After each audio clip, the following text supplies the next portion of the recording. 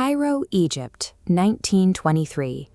Inside the opulent Continental Hotel, a wealthy British lord thrashes in his bed, consumed by a violent fever. The clock strikes exactly 1:55 a.m. He takes his final ragged breath. And at that precise second, the city's power grid fails, plunging Cairo into complete darkness.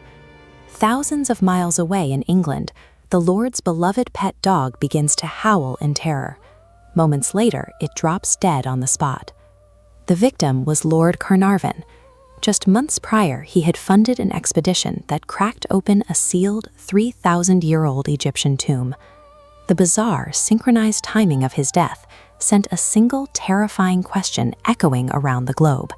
Had the wrath of an ancient pharaoh finally awakened? Let's rewind to November 1922 in the blistering heat of the Valley of the Kings. British archaeologist Howard Carter is completely out of time. Lord Carnarvon has poured millions into the Egyptian sands over 15 years and found absolutely nothing. If Carter doesn't strike gold right now, his funding is cut forever. On November 24th, Carter breaches a sealed doorway. Inside, he finds 5,398 pristine artifacts, a solid gold coffin, and a staggering death mask made of pure gold. It belongs to a forgotten king, Tutankhamun. But the local workers are terrified. Just days after the breach, a royal Egyptian cobra, the ancient symbol of the pharaohs, slithers into Carter's home and devours his pet canary. To the locals, the tomb's guardian has awakened to take its revenge. Then the bodies start dropping. An American financier visits the tomb and dies of a sudden fever the next day. The radiologist who x-rayed the mummy suddenly dies.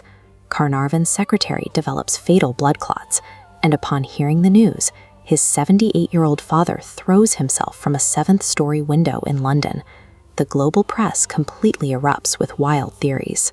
Even Sir Arthur Conan Doyle, the legendary mind behind Sherlock Holmes, goes to the papers, claiming an evil elemental murdered Lord Carnarvon. By 1929, 22 people connected to the tomb are dead. When doctors finally autopsy the 3,000-year-old mummy, they find a mysterious mark on the pharaoh's cheek, sitting exactly where the fatal insect had bitten Lord Carnarvon. The sheer volume of bizarre tragedies left the 1920s public completely convinced. Disturb the sleeping king, and you will meet a gruesome end. It sounds like the perfect supernatural thriller, but let's break down the facts and see how a mixture of yellow journalism and incredible coincidence built a global panic. Take the terrifying warning carved over the tomb door: "Death shall come on swift wings." It never existed. A reporter entirely fabricated it. That spooky matching bite mark on the mummy's cheek, also invented by a rival newspaper desperate to sell copies. The inexplicable blackout at the exact moment of Carnarvon's death. Cairo's power grid in the 1920s was notoriously terrible. Blackouts happened almost daily. And the dog in England howling in synchronized terror? When you actually account for the time zone difference between Cairo and London, the dog died hours later. Every supernatural element of the story was a highly profitable rumor, weaponized by a greedy press and swallowed whole by a gullible public. But we still have to account for the bodies. Lord Carnarvon and several others really did die of sudden, mysterious fevers. The real killer was simply ancient biology.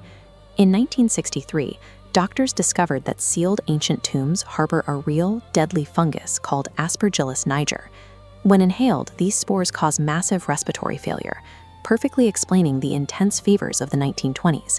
It is a natural pathogen, easily cured with modern antibiotics. If you want the ultimate alibi for the pharaoh, look at Howard Carter. He was the very first man to breach the tomb.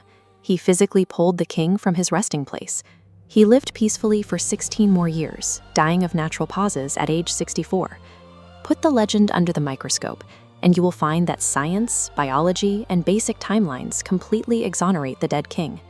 Strip away the media's monstrous, vengeful persona, and you are left with the actual human remains of the boy king Tutankhamun. He was the tragic result of severe royal inbreeding.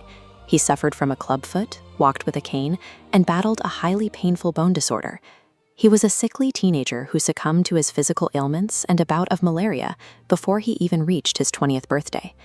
The ancient Egyptians held one core theological belief: a person only truly dies when the living stop speaking their name.